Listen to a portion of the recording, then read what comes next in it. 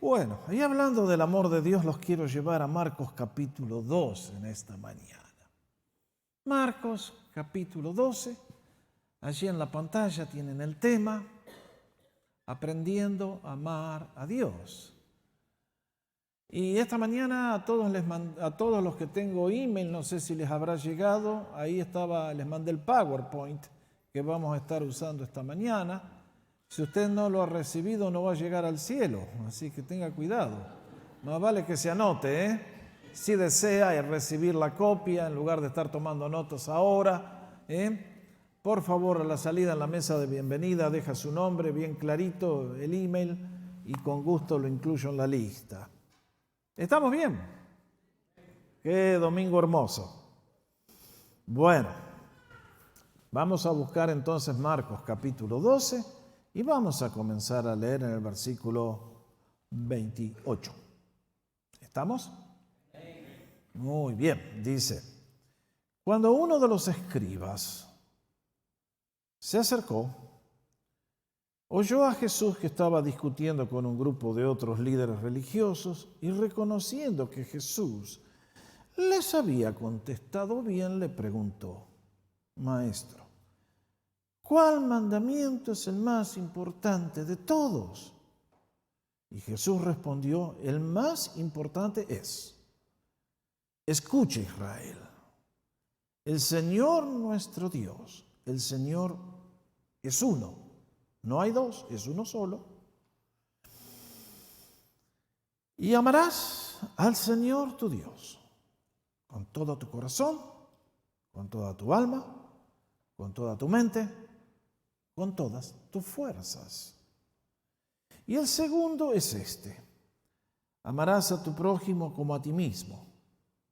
No hay otro mandamiento mayor que estos dos. Y el escriba le dijo: muy bien, maestro, con verdad has dicho que Él es uno y no hay otro además de Él. Y que amarle a Él con todo el corazón y con todo el entendimiento y con todas las fuerzas y amar al prójimo como uno mismo es más que todos los rituales ceremoniales en el templo, o sea, los holocaustos y los sacrificios. Viendo Jesús que él había respondido sabiamente, le dijo: no estás lejos del reino de Dios. Y después de eso, nadie se atrevía a molestarlo haciéndole más preguntas. Hasta aquí con la lectura de la palabra de Dios. Amén. Qué párrafo tan lindo. Un día un muchacho me pregunta: pastor, si hubiera una declaración que resume el corazón de la fe cristiana, ¿cuál sería? ¿Cuál es el propósito principal por el cual Dios me creó a mí? ¿Por qué? ¿Cuál es el propósito de mi existencia? ¿Hay algo que pueda sintetizarlo en un par de frases? Uno siempre da gracias por la gente que hace preguntas interesantes, preguntas inteligentes, porque lo obligan a uno a buscar respuestas que siempre son valederas y útiles y buenas. Y pensando en responderle a este muchacho que vino con esta pregunta tan linda, es que el Señor me llevó a este párrafo, donde encontramos la síntesis de lo que es el propósito de la existencia humana y cómo vivimos bien y felices en este mundo.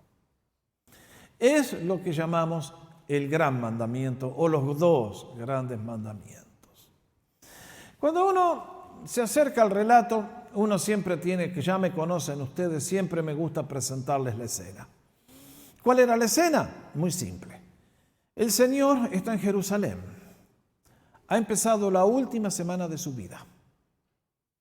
El domingo entró a Jerusalén de manera triunfal. La multitud la recibió, ¿se acuerdan? Con las palmas y lo que celebramos en Semana Santa, el domingo anterior.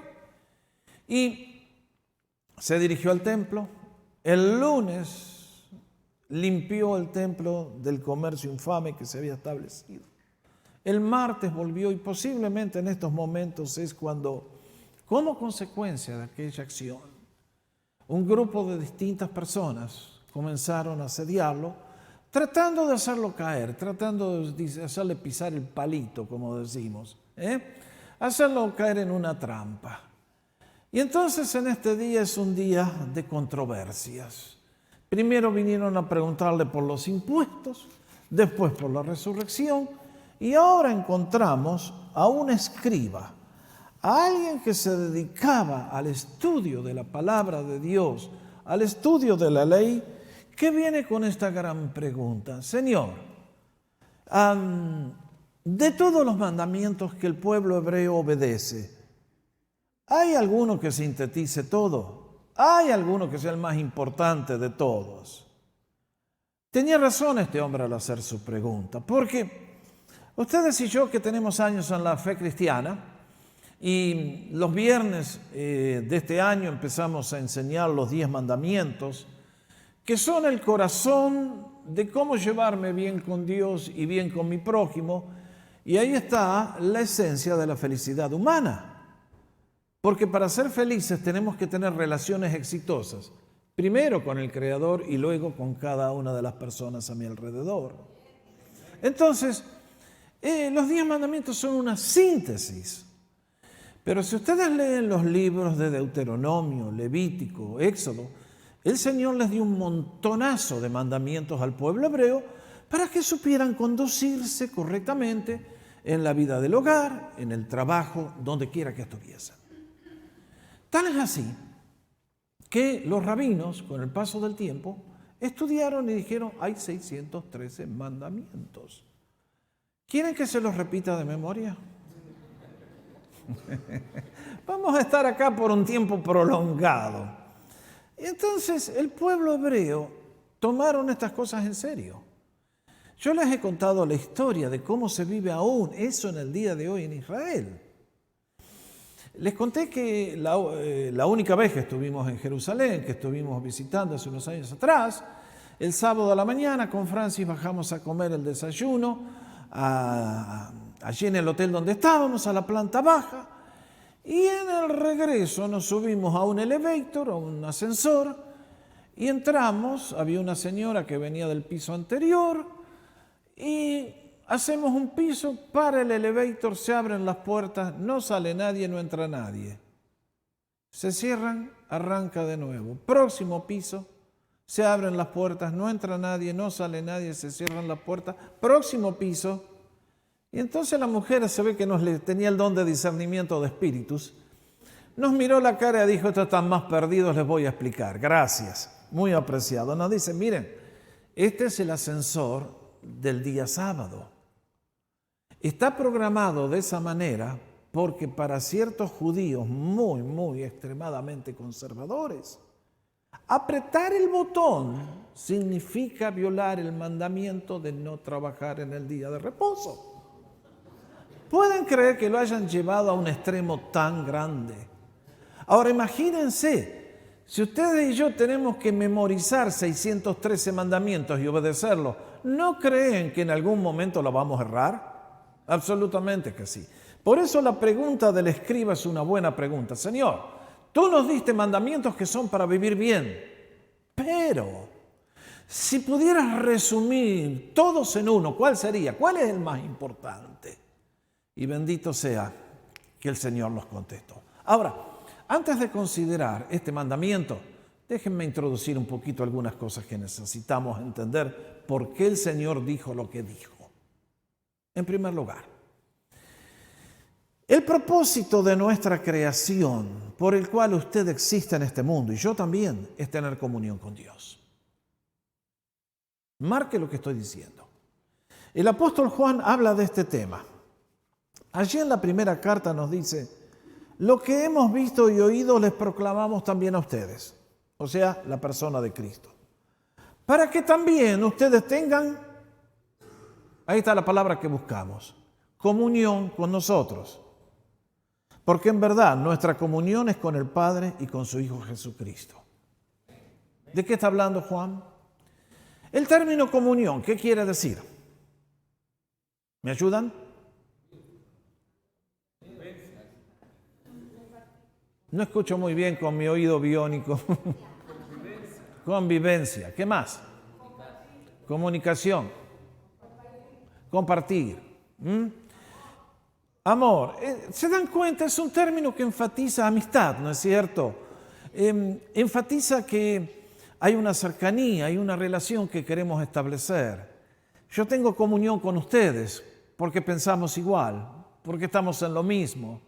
No puedo tener comunión con un ateo. Lo respeto, pero no puedo tener amistad con él. No compartimos las ideas, no compartimos los valores, no compartimos la acción.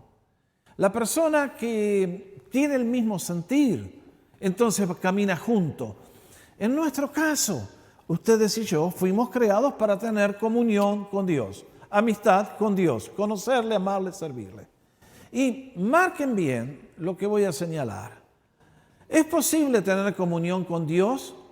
Sí. ¿Por qué? Vamos a la próxima transparencia. Porque Dios y nosotros estamos construidos de la misma manera. ¿Qué queremos decir? Bueno, por supuesto, Él es infinito, Él es espíritu, pero Él es una persona.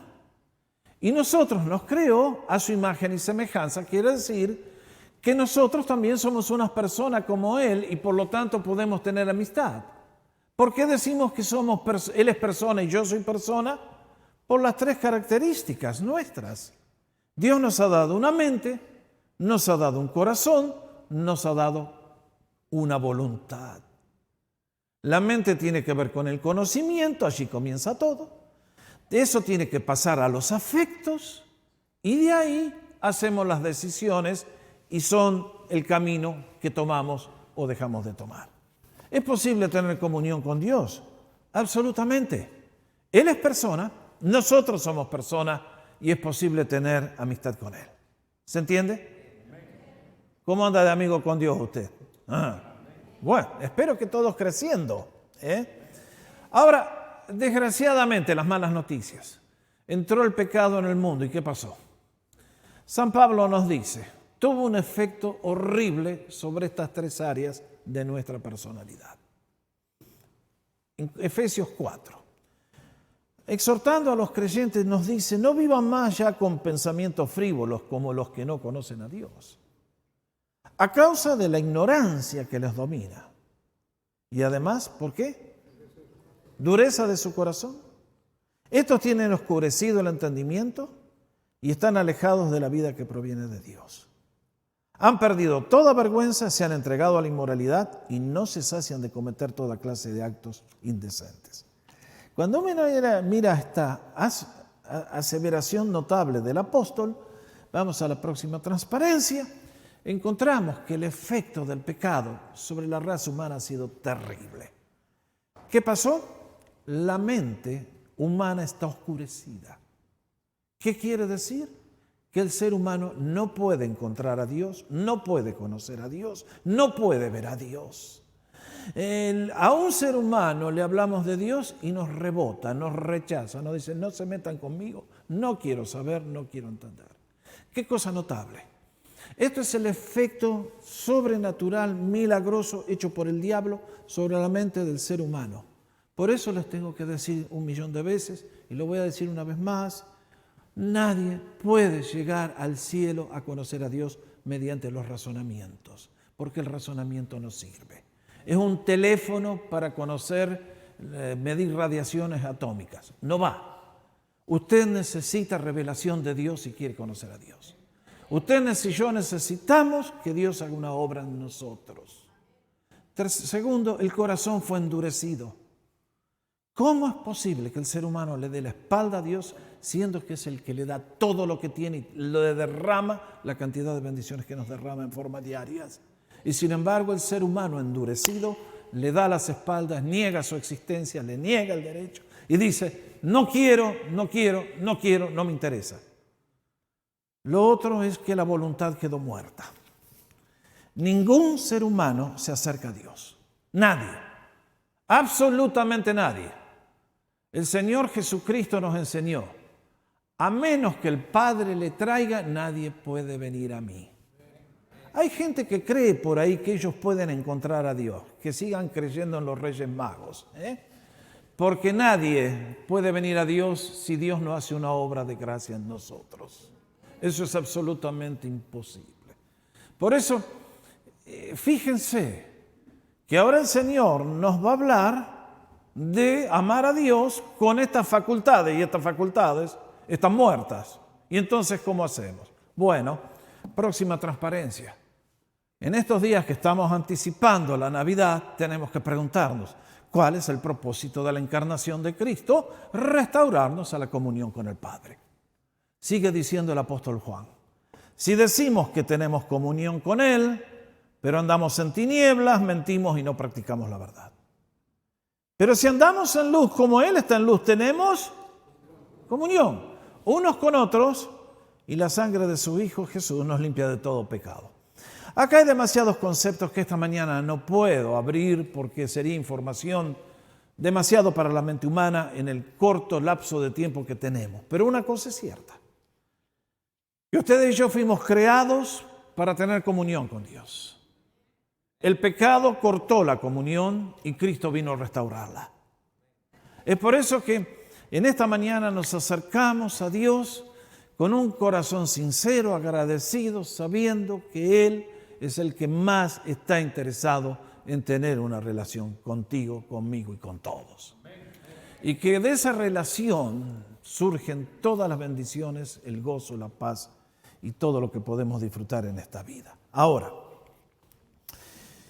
cuando uno ve esto, de que ustedes y yo somos personas, que tenemos una mente, un corazón, una voluntad y todas las fuerzas, agregó el Señor, entonces podemos entender qué quiso decir el Señor con este gran mandamiento.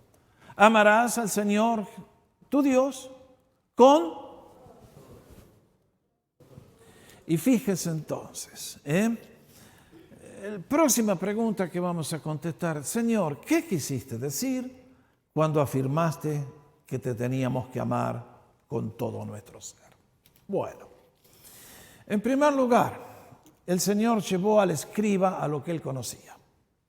¿Qué libro de la Biblia está citando el Señor? Deuteronomio, capítulo 6. Moisés, a la nueva generación que entraba a la tierra prometida, les dice, oye Israel, nuestro Dios es uno solo. Esta es la gran característica del pueblo hebreo. Ningún otro pueblo adora un solo Dios. Vayan a la India. Es más fácil encontrar un Dios que encontrar seres humanos. Ustedes lo saben. Y entonces, ¿qué pasa? Que el ser humano sin Dios queda a su merced y se convierte en un adorador de demonios.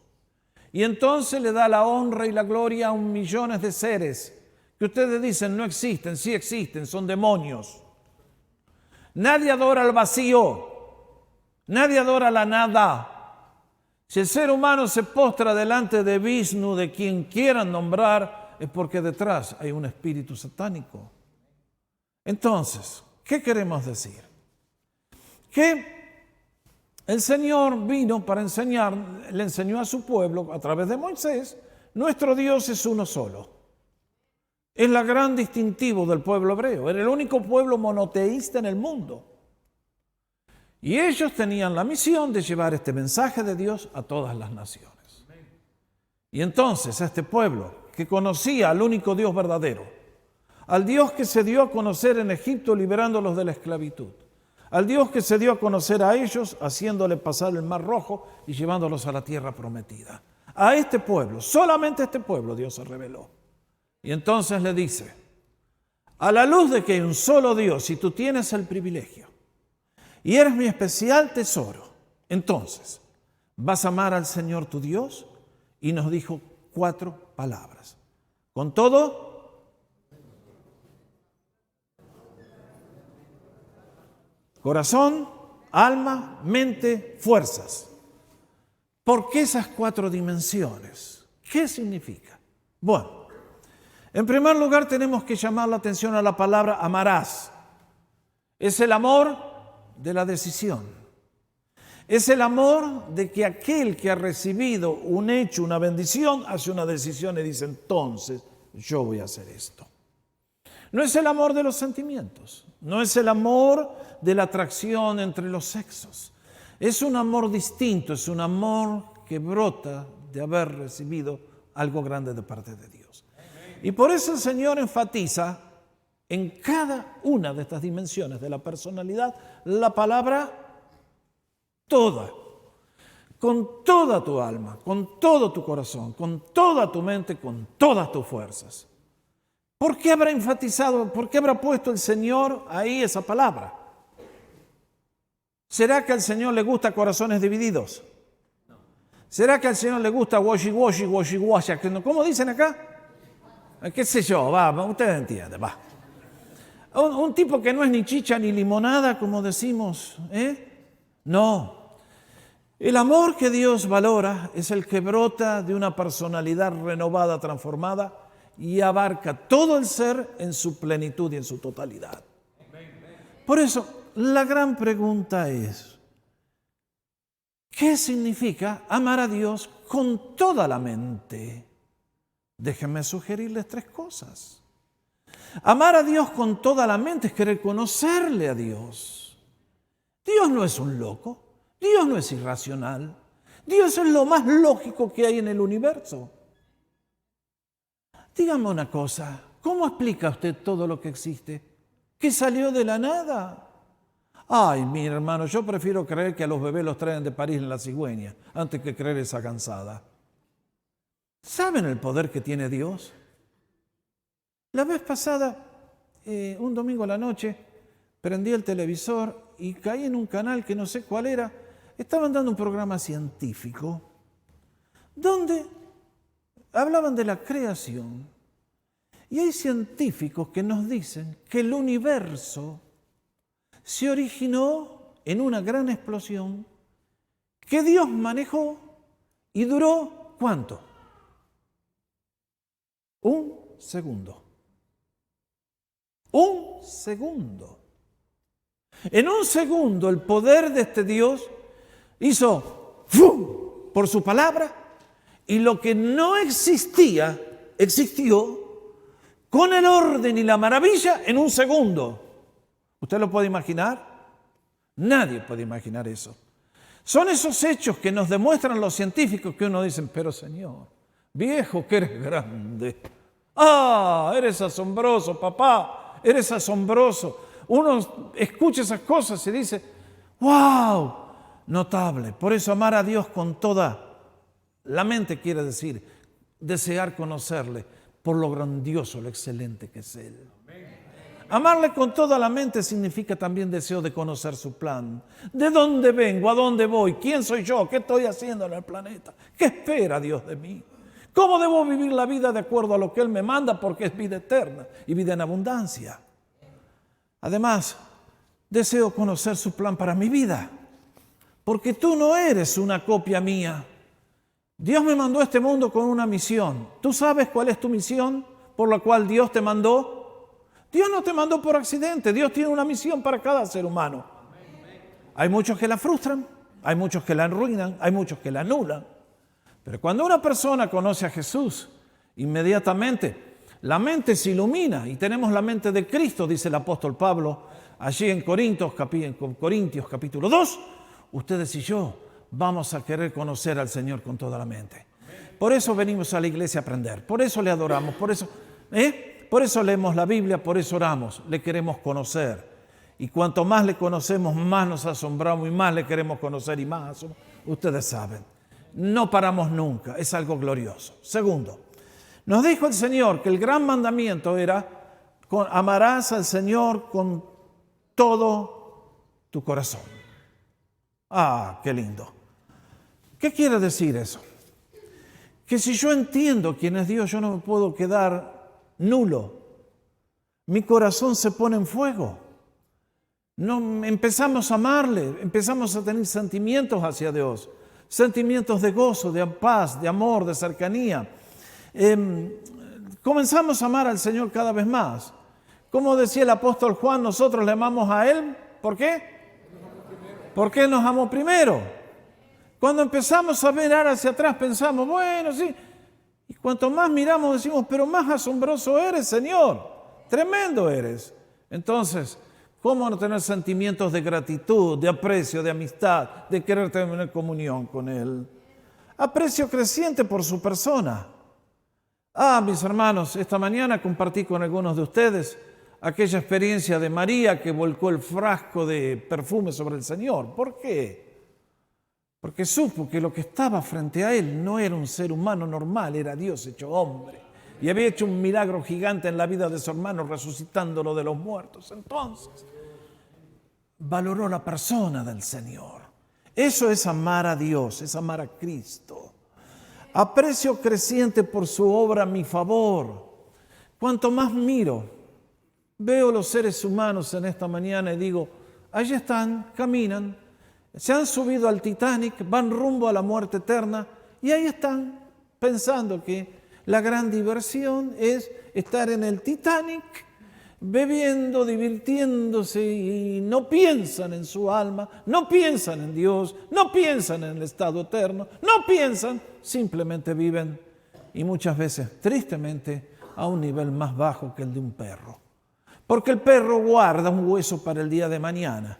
Hay seres humanos que en el día de hoy cierran la mente, viven a espaldas de Dios y así les va. Y después preguntan, ¿por qué me va mal en la vida? Bueno, el Señor dijo que teníamos que amar a Dios con conocimiento por la mente, con sentimientos por el corazón, pero que también teníamos que amar a Dios con todas las fuerzas. ¿Por qué? ¿Por qué tenemos que amar a Dios con todas las fuerzas? Porque, mis queridos, estamos en una lucha espiritual constante. El diablo no quiere que ames a Dios. ¿Cuántas personas he conocido en 50 años de servicio cristiano que un día se acercaron a Dios y vieron lo maravilloso que es, pero duraron 1 año, 2 años, 10 años y la vela se apagó? ¿Por qué? ¿Por qué se apagó el amor a Dios? Porque hay una guerra espiritual. Hay enemigos que no te quieren ver bien, no te quieren ver cerca de Dios, no te quieren ver bendecido, te quieren ver muerto, enfermo, destruido, con tu hogar divorciado, con todos los problemas. Y el ser humano que no conoce la Biblia, que no conoce a Cristo, es presa fácil de los ataques invisibles de los enemigos de Dios. Por eso ustedes y yo tenemos que amar a Dios con toda la fuerza. Hay que hacer un esfuerzo todos los días para estar cerca de Él. Hay que hacer un esfuerzo porque si yo les dijera en esta mañana, sí, nosotros con Francis estuvimos 30 años casados y muy felices, pero hace 10 que estamos divorciados. ¿De qué sirve eso? ¿Se dan cuenta? Hay mucha gente que son así. Sí, yo un día iba a la iglesia, un día me bauticé, pero hoy no, yo ya no voy más a la iglesia. Bueno, hermano, entonces no fuiste nunca nada.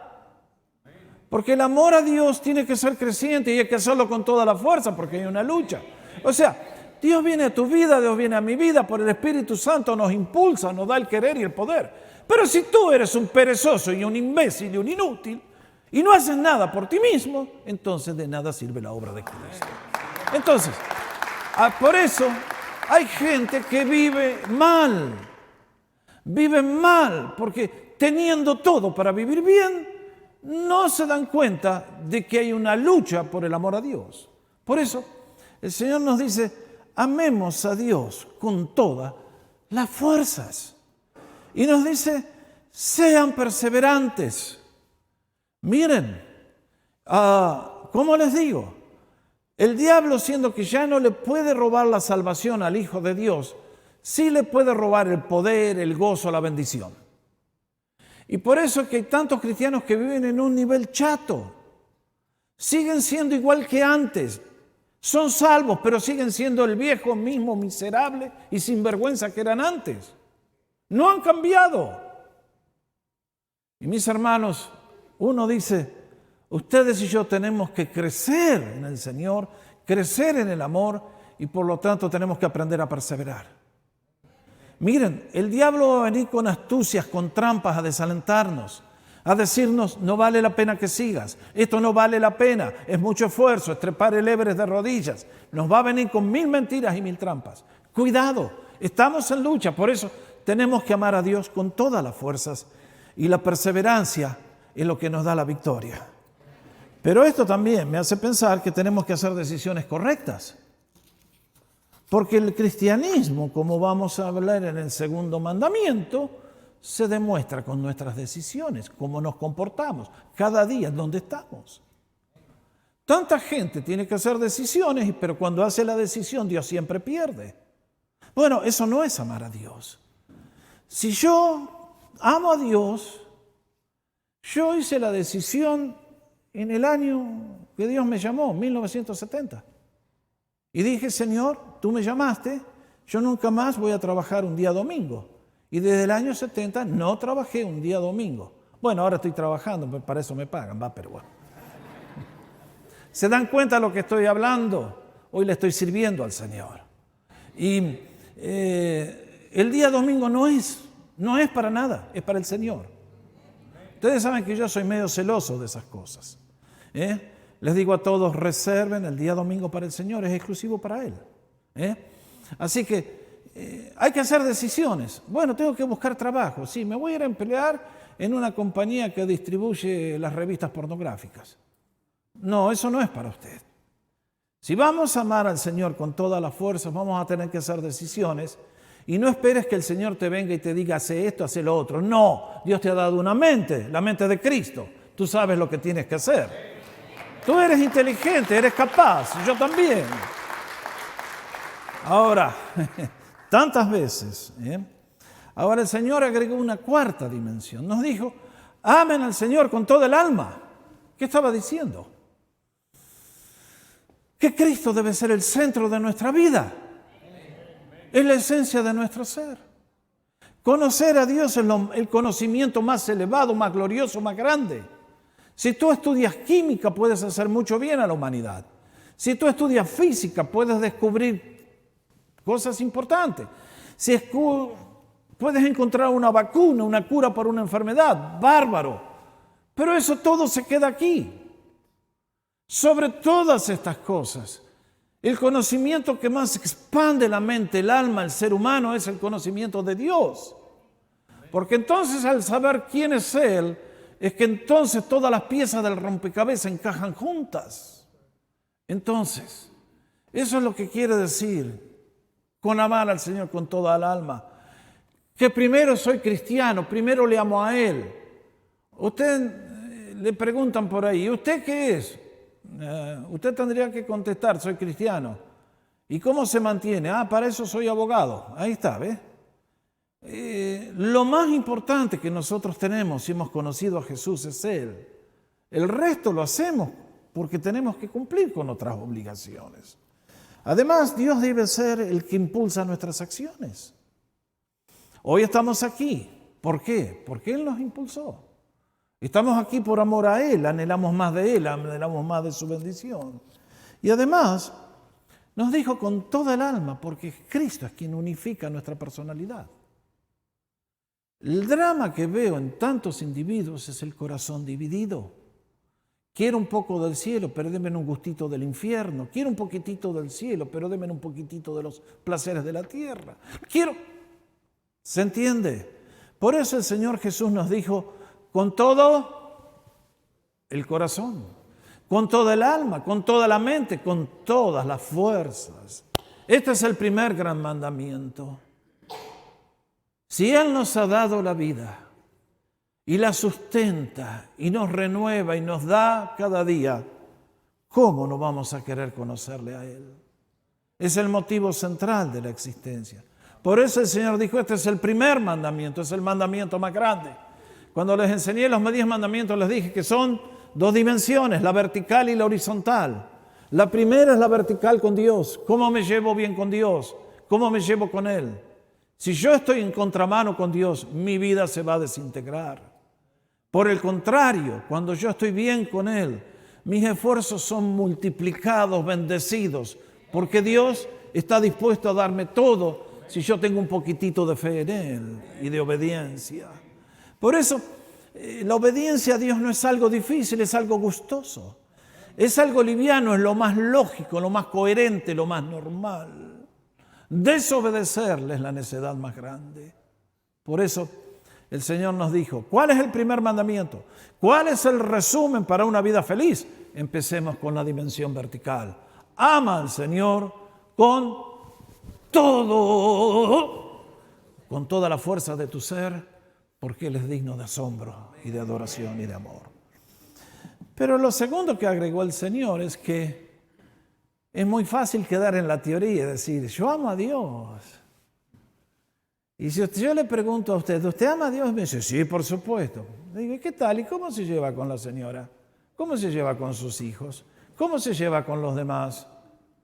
Ah, no se meta en eso porque eso es muy privado. No, yo me voy a meter. Porque la Biblia en 1 de Juan dice, si decimos que amamos a Dios a quien no hemos visto y odiamos a los hermanos a quienes vemos, entonces ¿de qué estamos hablando? Esa es la traducción de Sánchez. ¿Ok? Pero ese es el concepto que el apóstol Juan nos presenta. ¿Cómo podemos decir, yo amo a Dios a quien no he visto y aborrecer al que tengo al lado mío? A quien he visto y lo puedo tocar y dialogar. El apóstol dice, eso no va. Por eso el Señor Jesucristo nos dijo que si alguien ama a Dios, la medida del amor es la medida del amor a mi prójimo. Por eso dice, y el segundo es este, amarás a tu prójimo como a ti mismo. Y no hay otro mandamiento mayor que este. Marquen bien. ¿Usted se aborrece a usted mismo? Las señoras no creo, ninguna. Se miran al espejo cada mañana y dicen, adorable ser, cuán gloriosa eres. Y usted pasa a gastar 2 horas de su valioso tiempo en ponerse linda. Muy bien, está bien, bien hecho. Entonces, ustedes y yo, acá dice el Señor, una cosa es amarse a sí mismo, otra cosa es ser arrogante. Son 2 conceptos muy distintos. El principio de una personalidad balanceada, humilde, noble, es aprender a amarte a ti mismo, a aceptarte como Dios te ha hecho, a descubrirte y ser tú mismo. Triste es cuando alguien se hace el agrandado, porque entonces eso no es amarse a uno mismo. Eso es ser jactancioso, arrogante. Eso no es lo que el Señor nos dice. Pero cuando ustedes y yo nos amamos a nosotros mismos de una manera lógica, sana, noble, respetuosa, nos dice, de la misma manera que a ti no te gusta que te traten mal, tú no vas a tratar mal a nadie. De la misma manera que te traten con respeto, dignidad y altura, tú vas a tratar a todos con respeto, dignidad y altura. Esto es lo que quiere decir el segundo mandamiento. Es por eso que cada vez que uno predica sobre este tema, uno dice, ¿y dónde debo manifestar el amor a Dios?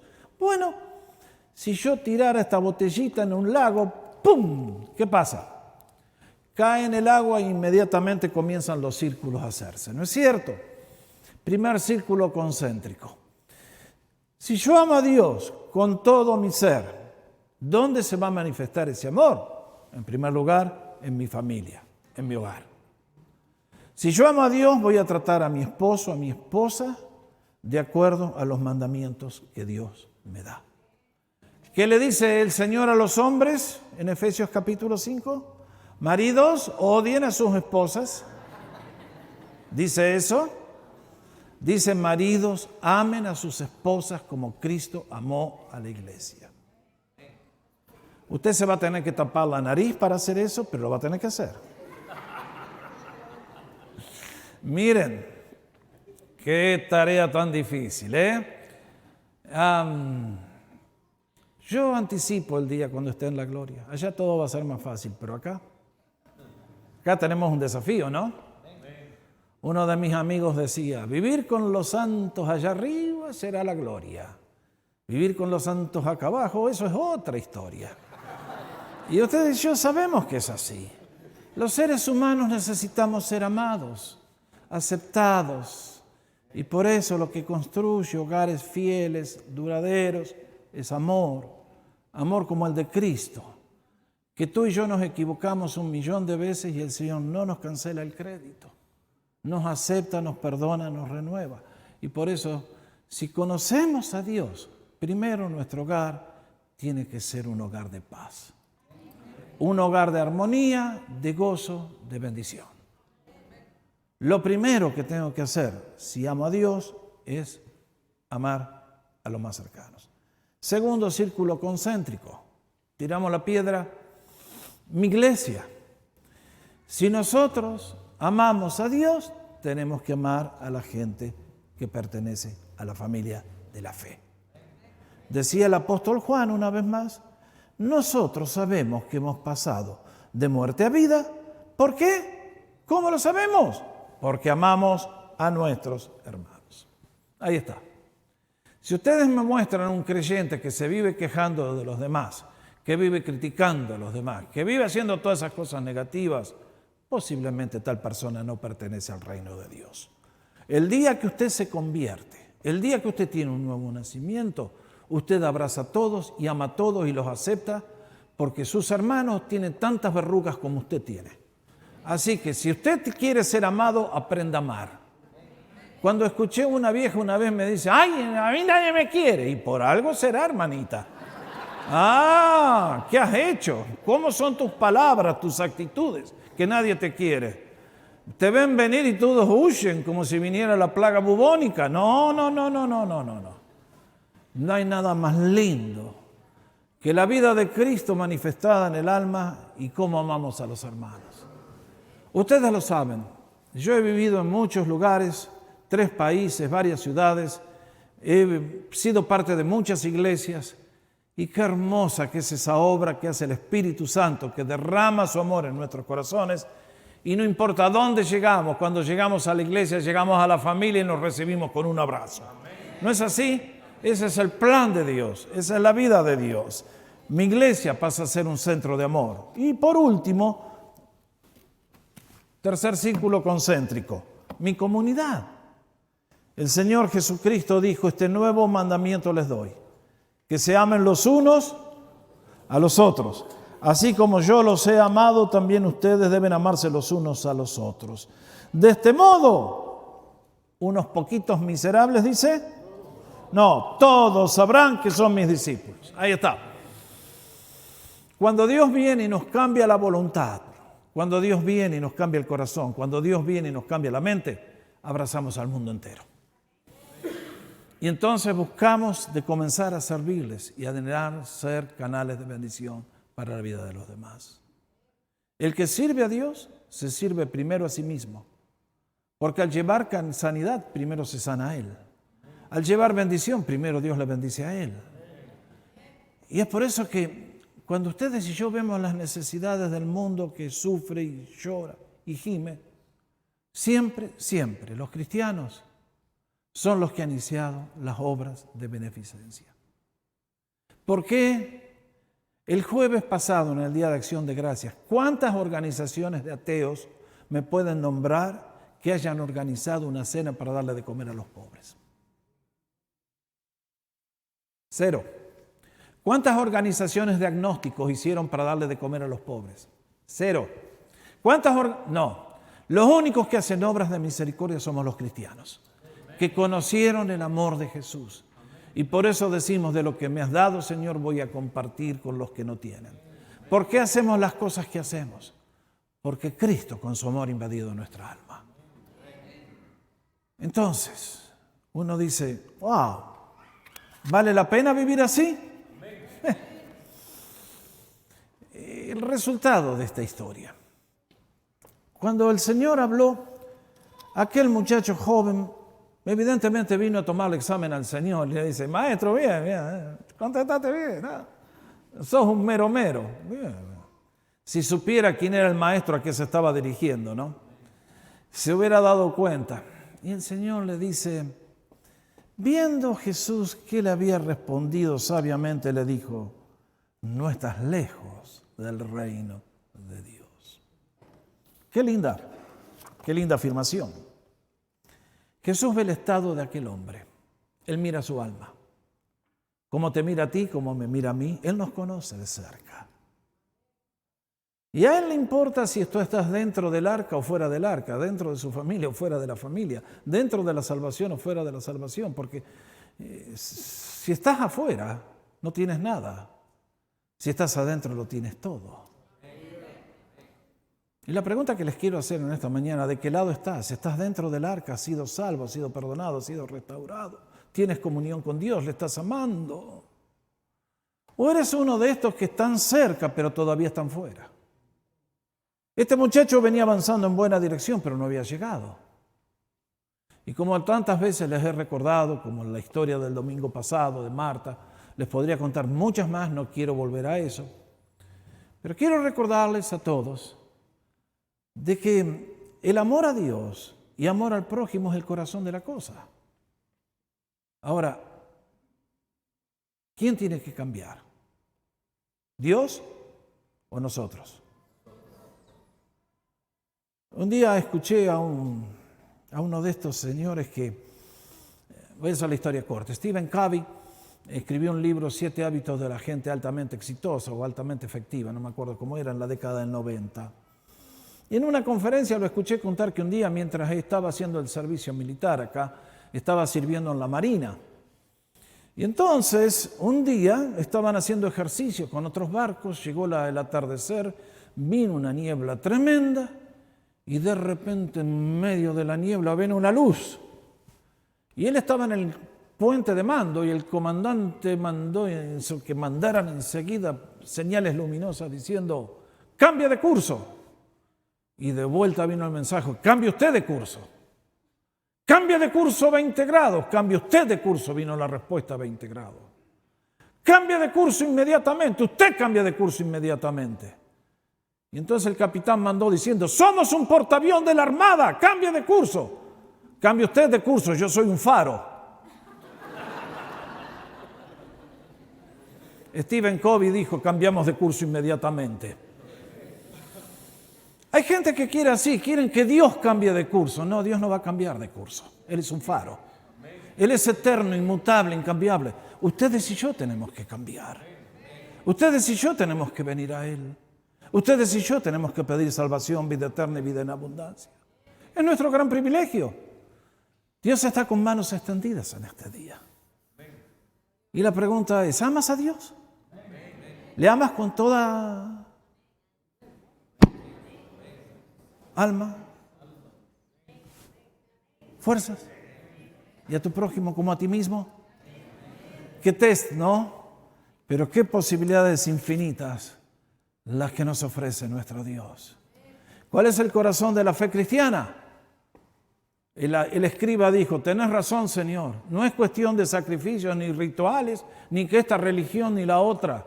Es amor a Dios, es amor a su Hijo, es amor a Cristo. Y es amor que se derrama a todos los que están a mi alrededor. A eso nos invita Dios. Confío que esta mañana todos podamos decir, así es mi vida, gloria a Dios, y vivamos cada día más felices. Y si usted todavía está fuera del arca, hoy es el día para venir a Cristo y recibir de Él bendición y vida eterna. El Señor les bendiga a todos. Vamos a adorar.